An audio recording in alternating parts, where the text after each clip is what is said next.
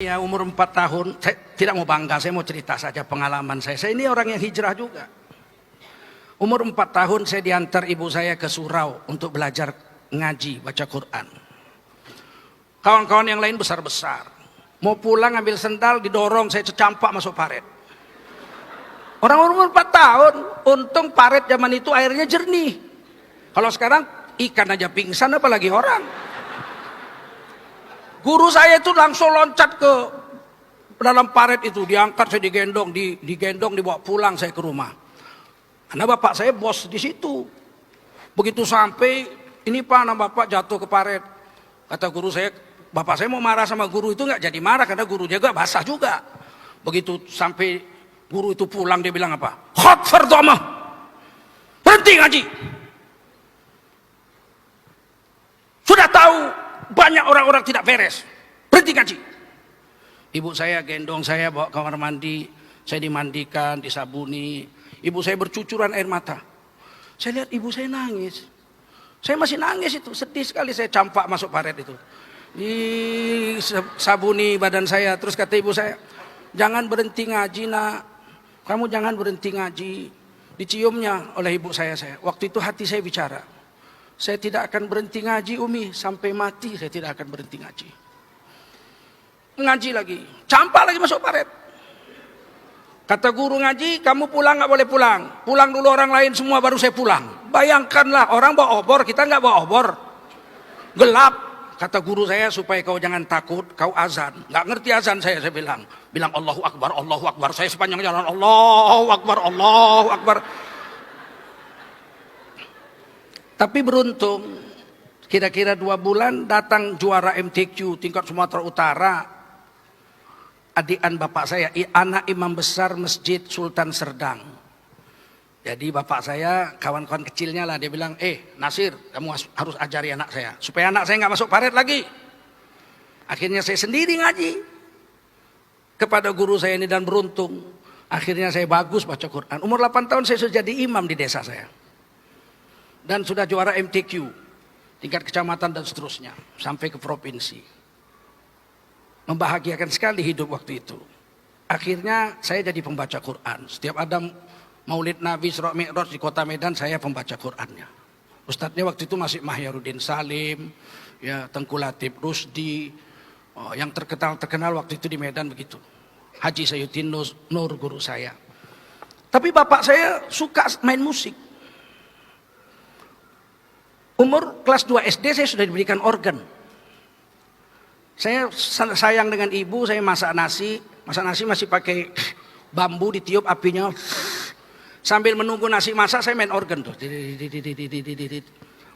Kemudian kelas 3 atau kelas 4 ya, bapak saya belikan saya gitar. Dan saya diajarkan dasar-dasar klasik gitar. Satu hari harus main 3 jam sampai 4 jam. Malam dia pulang kerja, saya pulang ngaji, dikontrol, main.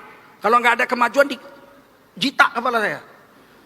Main musik aja goblok katanya. Jadi saya main musik itu setiap hari 3 sampai 4 jam. Dan tidur saya itu di sebelah saya ada gitar. Bangun tidur harus main gitar dulu setengah jam baru sholat subuh. Karena tangannya masih kaku. Kalau sudah bisa habis subuh main gitar tidak kaku, itu berarti kalau siang hari seperti ini, itu lincah sekali jarinya. Apa kata ibu saya? Jangan dilawan bapakmu nak. Biarkan aja, disuruhnya main gitar, suruhnya main musik. Tapi Umi titip, bacalah Quran 1 hari 1 juz. Untuk menyelesaikan 1 juz itu saya 90 menit waktu itu. Kata ibu saya, nggak apa-apa nak, dibagi-bagi, habis subuh, habis zuhur, habis asar, habis maghrib. Pokoknya 1 hari 1 juz. Kamu main gitar 4 jam tidak apa. Langsung datang gitar. Kamu main gitar 4 jam sehari nggak apa-apa, nah asal kamu ngaji 1 juz 1 hari. Akhirnya saya jadi pemain gitar yang baik. Saya pengarang lagu.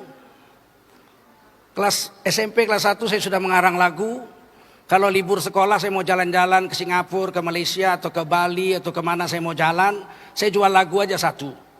Saya jual 1 lagu, pergi ke Jakarta naik pesawat terbang, Merpati 21.000, pulang 21.000. Tapi saya bisa mendapatkan uang dari jual lagu waktu itu 1 juta rupiah 1 lagu.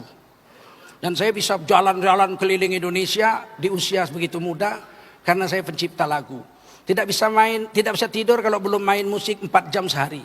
Dan saya rekaman di studio bisa dari hari Jumat habis sholat Jumat sampai malam Senin jam 2 malam nggak keluar-keluar dari studio. Ada 6 album yang sempat kami buat waktu itu. Tapi kemudian dapat hidayah. Itulah hidayah memang takdir Allah. Satu hari datang jemaah tablik dari Pakistan. Jalan kaki setahun ke Medan. Tahun 88. Asal datang diusir, ditangkap polisi. Maka saya waktu itu sudah jadi dosen USU. Dosen linguistik, di dalam kelas saya memakai bahasa Inggris. Saya diminta untuk menerjemahkan jemaah ini ceramah. Saya jadi penterjemahnya. Waktu menerjemah itulah saya bisa mengeluarkan air mata. Waktu itu mereka di UISU, Masjid Universitas Islam Sumatera Utara, menjelang maghrib itu saya terjemahkan ceramah Jumatnya, habis Jumat. Menjelang maghrib dia ngajak orang-orang anak-anak mahasiswa yang sedang main bola pingpong. Saya penterjemah, dia bilang apa? Saudaraku, kita diikat dengan kalimat la ilaha illallah Muhammadur Rasulullah. Kita bersaudara. Kami dari Pakistan datang kemari untuk dakwah agama. Sebentar lagi maghrib. Mari kita berwudu, kita duduk mendengarkan azan maghrib, kemudian sholat maghrib. Nanti akan ada pembicaraan tentang pentingnya iman dan amal soleh. Saya terjemah itu sambil bercucuran air mata. Apa yang terjadi di hati saya waktu itu? Kenapa ngajak orang sholat aja mesti dari Pakistan jauh-jauh? Ini mahasiswa saya. Mestinya kan saya perintahkan mereka menjalankan sholat. Kenapa mesti jauh-jauh dari Pakistan? Waktu itu saya mulai berpikir. Saya berpikir aja enggak. Menyuruh anak-anak mahasiswa yang murid-murid saya di USU atau di UISU untuk sholat. Padahal mereka semua Islam. Universitas Islam Sumatera Utara. Kenapa tidak saya ajak sholat? Mereka bertahun-tahun main bola. Nggak sholat maghrib. Nggak sholat zuhur. Nggak sholat asar. Berpacaran sesama mereka. Tidak ada pemikiran pun tidak ada. Saat itu saya pulang. Saya menangis di rumah. Saya bilang saya mesti ikut dakwah ini. Maka saya gunakanlah diri saya untuk dakwah. Dengan harta. Bayar sendiri. Makan. Bayar sendiri. Dan disitulah saya mengambil keputusan untuk fokus ke agama. Walaupun dari kecil saya belajar agama, belajar fikih, semua guru-guru tua guru saya di Sumatera Utara ini. Tapi saya harus berhentikan sebab kalau mendengar musik, saya gemetar.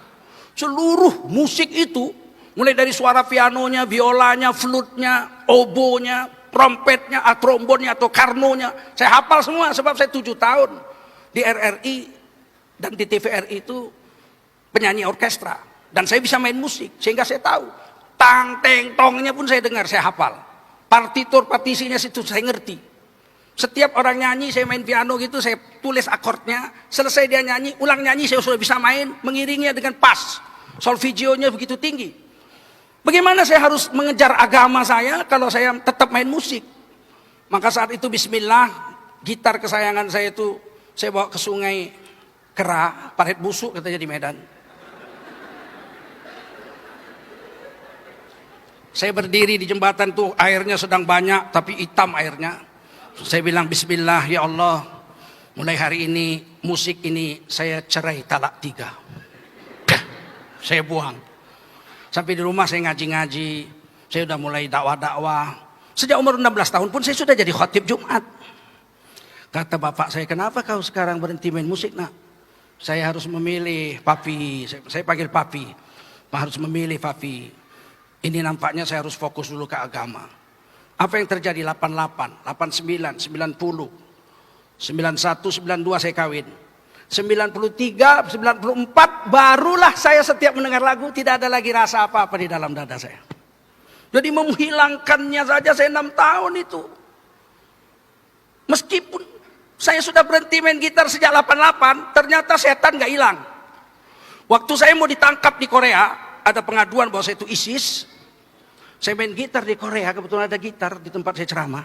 Ternyata belum hilang juga itu permainan gitar itu. Meskipun tidak sehebat waktu saya masih latihan 4 jam sehari.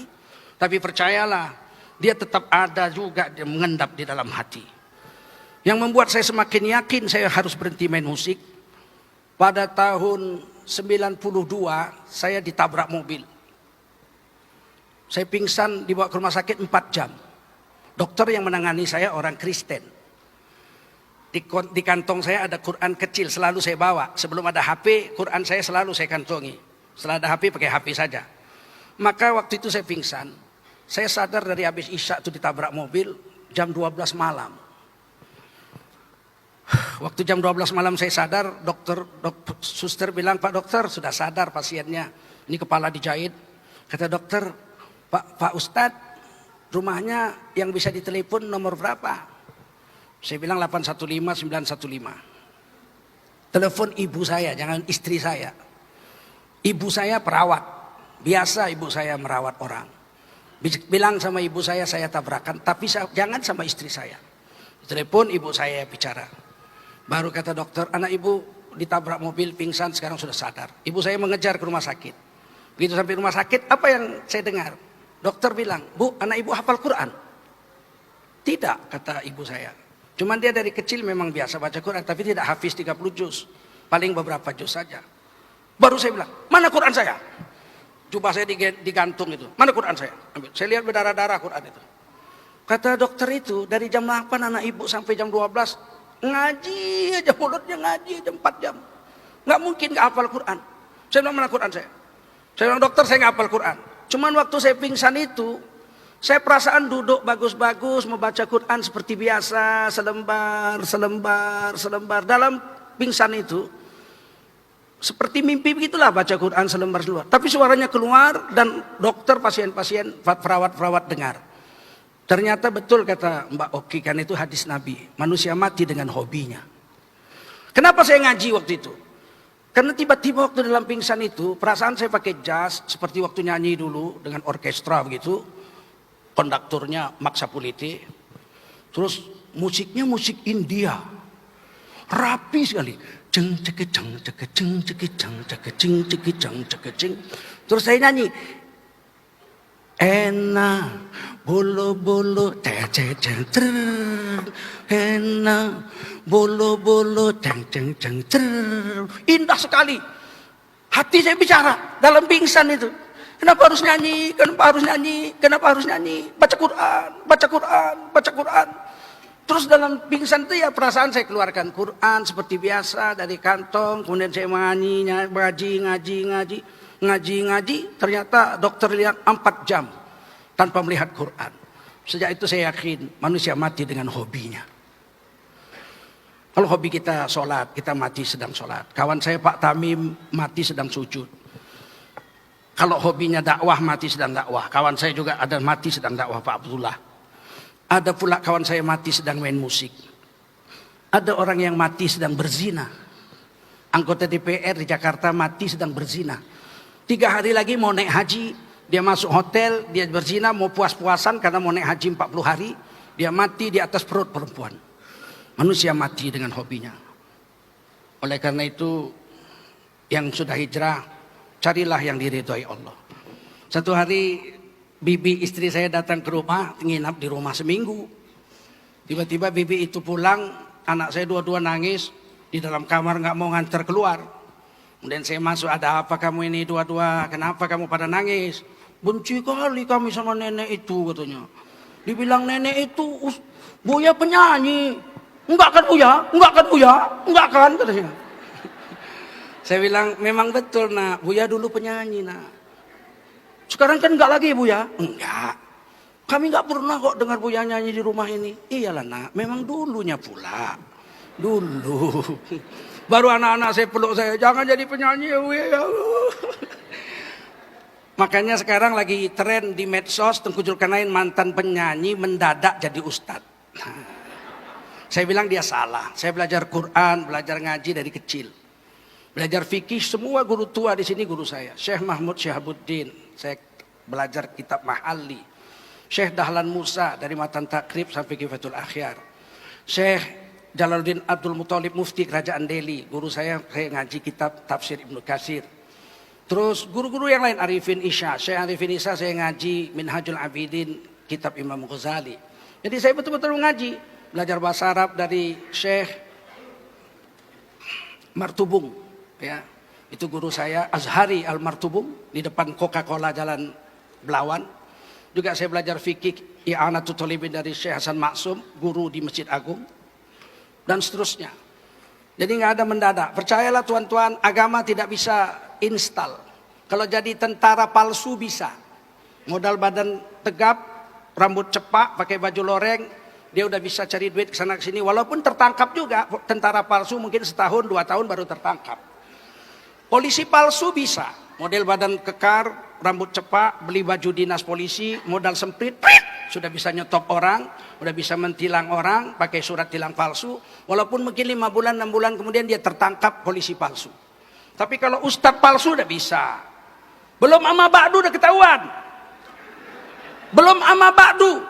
Baru alhamdulillah, la kalau kata illa billah, udah ketahuan. Udah ketahuan. Oleh karena itu saya ingin beritahu, saya salah-salah main gitar enggak sedih saya. Tadi salah-salah melodi udah enggak betul. Enggak sedih, saya tinggalkan lama kok. Itu cuman saya mau buktikan bahwa setan belum hilang. Kalau saya latihan 2 jam aja enggak ada salah lagi saya main itu. Begitulah setan masih ada tetap di sini. Dan dia akan kembali ketika kita sakaratul maut.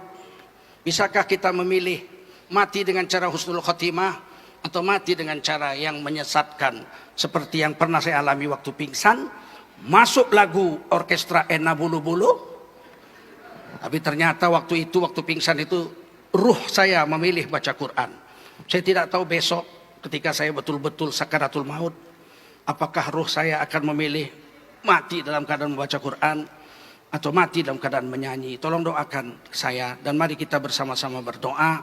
Semoga kiranya kita istiqamah dalam hijrah ini dan kita mati dalam ridha Allah Subhanahu.